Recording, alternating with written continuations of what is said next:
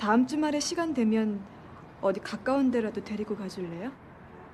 예, 그럴게요.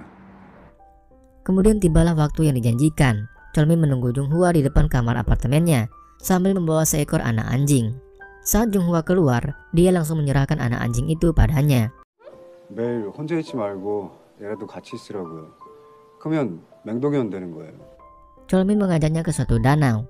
Dia memberitahu Junghwa kalau dia dibesarkan di panti asuhan dekat danau itu. Waktu kecil, dia dan anak-anak yang lain pergi ke danau itu untuk menangkap ikan dan berenang.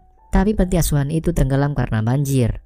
Danau itu adalah satu-satunya tempat dia ingin kembali. Satu-satunya tempat yang bisa ia ingat. Tiba-tiba, Junghwa meminta Cholmin untuk mencarikannya sebuah batu. Cholmin memberikannya sebuah batu kecil berwarna putih. Sementara Junghwa menemukan sebuah batu kecil berwarna hitam belang. 이걸 아저씨라고 생각하고 가지고 다닐 거예요. 그러니까 아저씨도 이걸 나라고.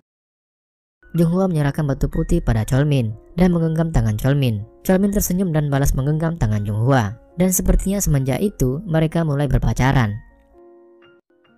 Kemudian suatu hari, Cholmin datang dan mengajukan si bos tempat latihan tinju dan asistennya karena dia memutuskan untuk kembali bertinju. Maka mulailah Cholmin menjalani kehidupannya dengan lebih beragam seperti bekerja, latihan tinju, olahraga, berkencan dengan Junghwa, dan merenovasi kamar apartemen Junghwa. Setelah cukup latihan, Cholmin kembali bertanding dan selalu menang dengan mudah. Malah pernah ada yang dia kalahkan hanya dengan satu tinju. Sementara Cholmin bertanding, Junghwa melewati hari-harinya dengan mencuci baju Cholmin, mencoba memakainya, dan menyemprot sepatu Cholmin agar tidak bau. Mereka menghabiskan waktu berdua dengan penuh kebahagiaan. Di rumah, mereka menonton TV bersama dan berjoget mengikuti alunan lagu yang mereka. Keesokan harinya, Junghwa mengajak Cholmin mengunjungi rumah duka, tempat abu kedua orang tua Junghwa bersemayam. Dia memperkenalkan kedua orang tuanya pada Cholmin, dan Cholmin langsung membuka hormat pada abu mendiang orang tua Junghwa. Junghwa lalu menceritakan pada Cholmin bagaimana dia bisa sampai buta dan kedua orang tuanya bisa meninggal dunia. Kemudian scene pun berpindah ke masa lalu. Flashback saat Junghwa dan kedua orang tuanya sedang mengendarai mobil untuk liburan keluarga tepat di hari anak. Junghwa yang menyetir, tetapi saat itu dia merasa mengantuk. Kedua orang tuanya duduk di kursi belakang. Sebuah truk datang dari arah berlawanan. Sementara itu, Junghwa melihat ada seseorang yang tubuhnya terbakar, terjatuh dari lantai atas sebuah gedung apartemen. Dan saat perhatiannya teralih itulah, Junghwa tak melihat truk yang datang dari arah berlawanan dengannya, dan menabraknya sampai membuat mobil Junghwa terpental, dan menabrak mobil yang lain sampai mobilnya terbalik. Cholmin sangat terkejut mendengar cerita Junghwa, yang membuatnya teringat masa lalunya saat dia ingin menghajar si pria yang punya hutang ke lintah darat, tapi terhalang oleh gedoran pintu. Ternyata yang menggedor pintu adalah polisi, karena ada seseorang yang melapor. Para polisi menuntut Cholmin untuk membuka pintunya. Sementara itu, Cholmin melihat pria itu duduk di ambang jendela dan menyiram dirinya sendiri dengan minyak tanah, kemudian membakar dirinya sendiri lalu melompat keluar jendela.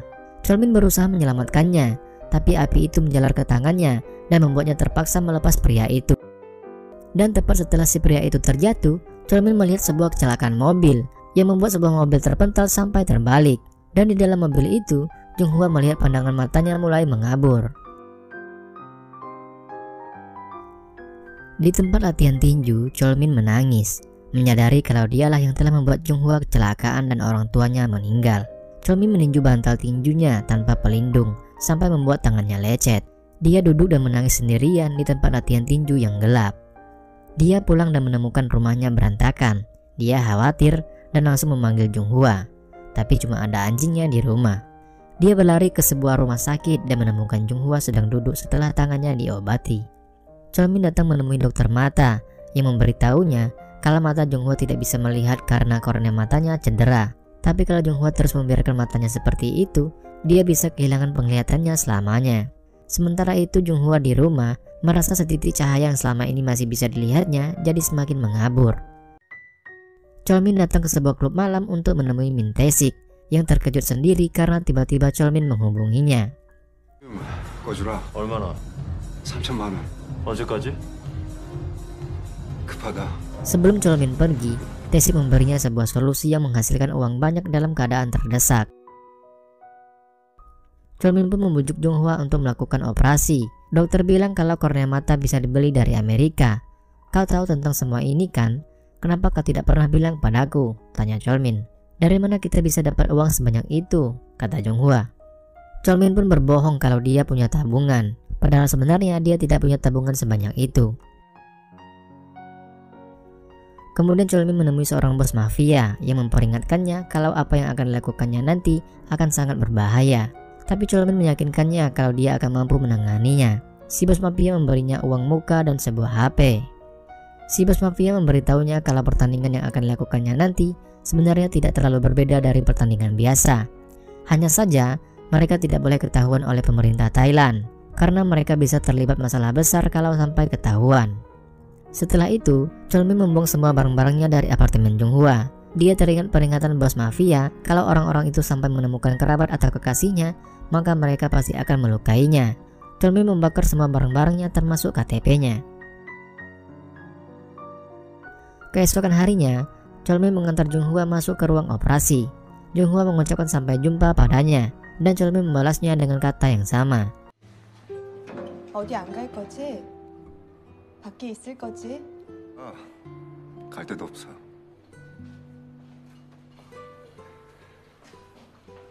Cholmin menemui seseorang yang memberikannya sebuah paspor dan identitas baru dengan nama Kim Hak-sun. Sesampainya di Thailand, dia mempersiapkan dirinya untuk bertanding di sebuah tempat yang sangat gelap seperti sebuah penjara. Pertandingan ilegal itu sebenarnya adalah tempat para penjudi mempertaruhkan uang mereka pada siapa yang menurut mereka akan menang nantinya. Dan Cholmin diharuskan untuk bertarung sampai menang atau mati. Akhirnya, Cholmin pun memenangkan pertandingan itu dengan susah payah. Sementara itu, Junghwa sudah diperbolehkan untuk membuka perban matanya. Dia menangis haru saat matanya bisa melihat tangannya sendiri, namun dia sendirian di rumah sakit. Setelah selesai bertanding, saat berjalan sendirian di tepi pantai, Cholmin menelepon rumah sakit untuk menanyakan hasil operasi Junghwa.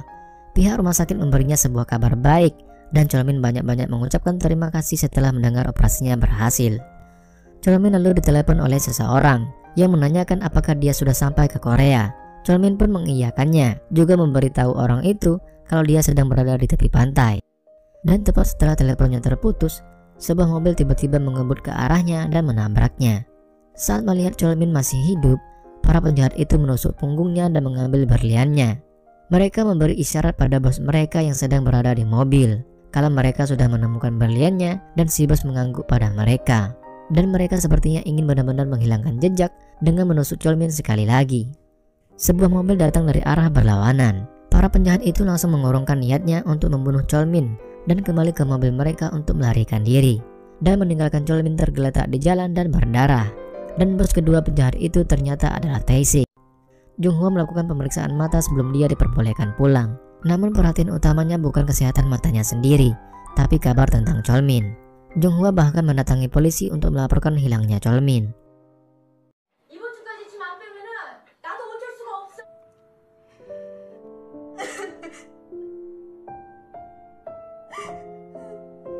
Scene berpindah ke 2 tahun kemudian. Junghwa kini telah memiliki usaha tembikar sendiri. Saat dia sedang membuat pot-pot pesanan orang-orang, tiba-tiba Junghwa ditelepon oleh seseorang. Junghwa berjanji pada orang itu kalau dia pasti akan segera datang minggu ini. Kemudian minggu depannya, dia pergi ke sebuah rumah sakit untuk memijat para pasien di sana. Junghwa lalu mengunjungi seorang kakek. Si kakek langsung mengeluh badannya sakit semua. Saat mendengar suara Junghwa, pasien di sebelah si kakek langsung berbalik untuk melihatnya. Dan pasien itu ternyata adalah Cholmin. Cholmin sangat terkejut melihat Junghwa, tapi dia menahan diri untuk tidak bicara apapun dan kembali memalingkan wajahnya. Cholmin tidak ingin menjadi beban bagi Junghwa karena saat ini dia sudah menjadi orang cacat karena ditabrak oleh mobil saat di pantai waktu itu. Junghwa mendatanginya tapi Junghwa tidak mengenalinya karena Junghwa memang belum pernah melihat wajah Cholmin sebelumnya. Saat dia masih bersama dengan Cholmin, dia masih dalam keadaan buta. "Aku akan memijatmu," kata Junghwa. Dia membalikkan badan Cholmin lalu memijat bahunya, dan pijatan Junghwa bisa merasakan otot-ototnya sangat kaku, namun Cholmin tetap diam. Junghwa lalu membalikkan tubuhnya kembali dan mereka berpandangan. Mata Cholmin berkaca-kaca, tapi Junghwa sama sekali tak mengenalinya, maka dia cuma tersenyum padanya. Junghwa membalikkan tubuh Cholmin sampai tengkurap dan memijat punggungnya. Sementara Junghwa memijatnya, tangan Cholmin gemetaran menggenggam sesuatu dengan sangat erat. Tiba-tiba Junghwa merasa punggung pria tak dikenalnya itu seperti punggung Cholmin yang pernah ia pijat. Kemudian ia melihat papan namanya dan kecewa melihat namanya ternyata adalah Kim Hak-sun. Sementara Cholmin berusaha keras untuk menahan tangisnya. Setelah selesai memijat, Junghwa mendoakan kesembuhannya lalu pamit pergi. Setelah melihat Junghwa pergi, Cholmin akhirnya melepaskan genggaman tangannya dan menjatuhkan batu Junghwa. Dia menangis haru senang sekaligus sedih. Akhirnya bisa melihat Junghwa kembali hidup normal. Beberapa minggu kemudian, Cholmin keluar dari rumah sakit. Dia tidak bisa berjalan dengan normal. Dengan menggunakan tongkat, dia menemukan toko Junghwa. Kebetulan, Junghwa tidak ada di toko. Di toko, Cholmin melihat kura-kura pemberiannya dan membeli bunga kesukaan Junghwa. Di perjalanan pulang, Junghwa berpasan dengan Cholmin. Anjing pemberian Cholmin dahulu spontan saja mengejar Cholmin dan menggonggong ke arahnya, seolah dia mengenal Cholmin, seperti insting binatang peliharaan saat melihat majikannya. Junghwa heran melihat anjingnya dan meminta maaf ke Cholmin karena telah terganggu oleh anjingnya. Junghwa pun berlalu pergi. Sambil menangis, Cholmin pun berjalan.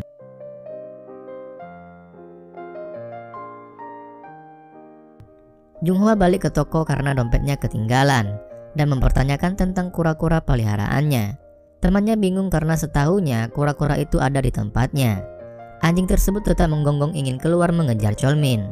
Melihat hal itu, Junghwa baru sadar jangan-jangan pria yang bertongkat itu adalah Cholmin yang selama ini dia cari. Junghwa menangis dan berlari mencari keberadaan Cholmin, namun tak bisa menemukan keberadaannya dimanapun.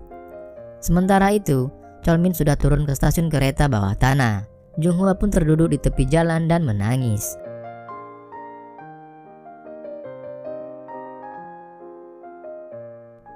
Junghwa menelepon pihak rumah sakit untuk menanyakan tentang pria pincang itu. Dan direktur rumah sakit memberitahunya kalau pria itu sudah meninggalkan rumah sakit beberapa hari yang lalu. Junghwa hampir putus asa mendengarnya. Namun sejenak, Junghwa mengingat-ingat kembali tempat-tempat yang sering dikunjungi oleh Cholmin. Cholmin pun pergi ke danau tempat bermainnya masa kecil dulu. Di danau itu, Cholmin melepaskan kura-kura peliharaannya dan mengingat kembali kenangannya bersama Junghwa. Tanpa dia sadari, Junghwa sudah berdiri tepat di belakangnya. 아저씨 내가 그랬잖아요. 눈 뜨면 아저씨 얼굴만 보겠다고. 근데 왜 하루 종일 내 얼굴만 보게 만들어? Junghwa berjalan mendekatinya. 내가 정말 미안해요. Junghwa memegang wajahnya dan meminta Cholmin untuk melihatnya, melihat ke dalam matanya. Cholmin pun melihatnya dan Junghwa langsung memeluknya. "Aku sangat merindukanmu," kata Junghwa. Cholmin pun membalasnya.